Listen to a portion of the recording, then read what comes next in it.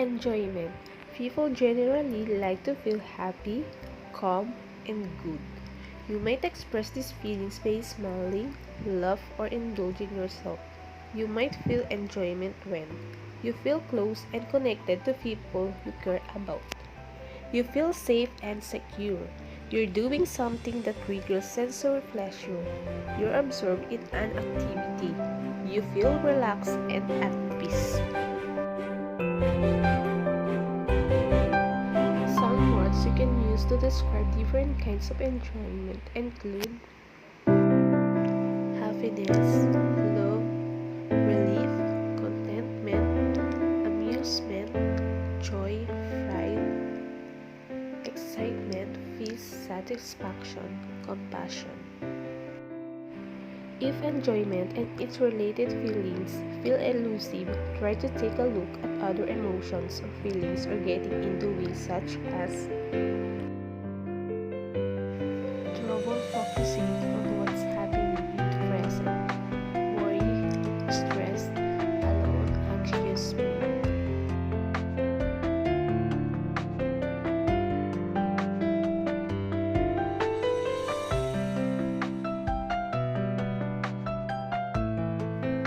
Sadness.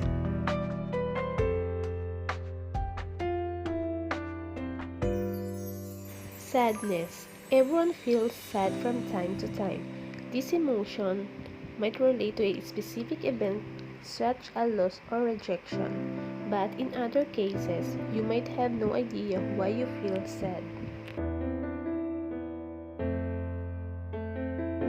When you're sad, you might describe yourself as feeling lonely, heartbroken, gloomy, disappointed, hopeless, grieved, unhappy, lost, troubled, resigned, miserable. Sadness can be hard to shake, but depending on your situation, these tips might help. Mourn is a normal part of a grief, whether you're trying to recover from a loss, breakup, change, or failure to achieve a goal. Acknowledging your loss can help you accept and work through it.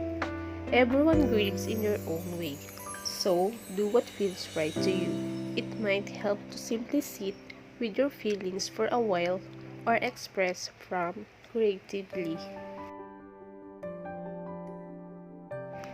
Do something meaningful. Doing something to help others or give back to society can help you feel more connected to other people. If you recently lost someone you cared about, consider finishing a project that cared about or donating your time to a cause they supported. Reach out for support. This is easier said than done when you're in a low point. Try to remember people in your life who cared for you and likely want to help you. The pain of heartache, those used in the time, even if you can't imagine that at the moment.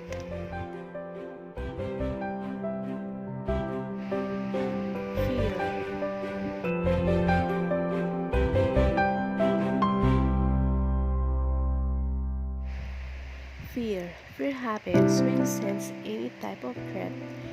Fear can range from mild to severe. Keep in mind that the level of fear you feel doesn't always match up with the intensity of threat. For example, if you live with anxiety, you might feel fear around situations that don't actually pose much of a threat, but that doesn't make the fear any less real.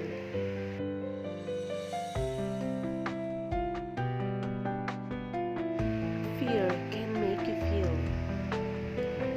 worried, doubtful, nervous, anxious, terrified, panic, desperate, confused, stressed. Fear is a totally normal emotion and one that likely kept your ancestors from being eaten alive, but there's one thing you can do to combat. Confront fear instead of avoiding it.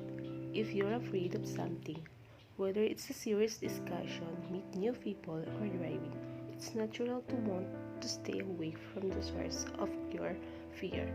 but this can often just make your fear worse. Instead, try to face your fear safely. For example, if you suddenly develop a fear of driving, get back in your car and drive again right away.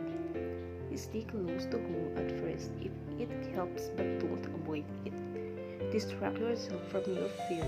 Sometimes, fear can become so overwhelming that it's hard to think about anything else. But ruminating or letting the same thoughts play out over and over again can have a negative impact on your emotional state. It can also make fear worse if you're feeling anger or angry.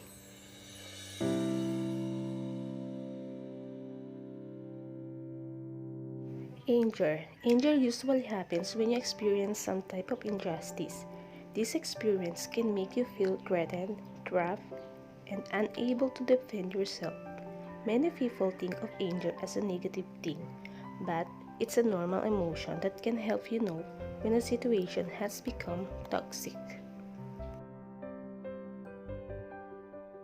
Words you might use when you feel angry include annoyed, frustrated, contrary, bitter, irritated, mad, cheated, insulted.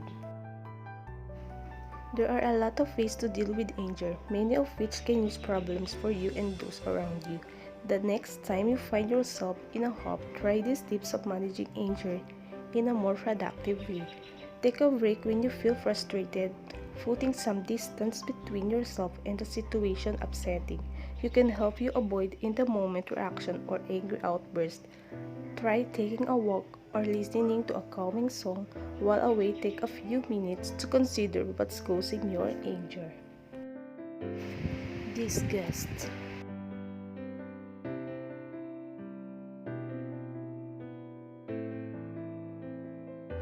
Disgust. You typically experience disgust as a reaction to unpleasant or unwanted situation like anger.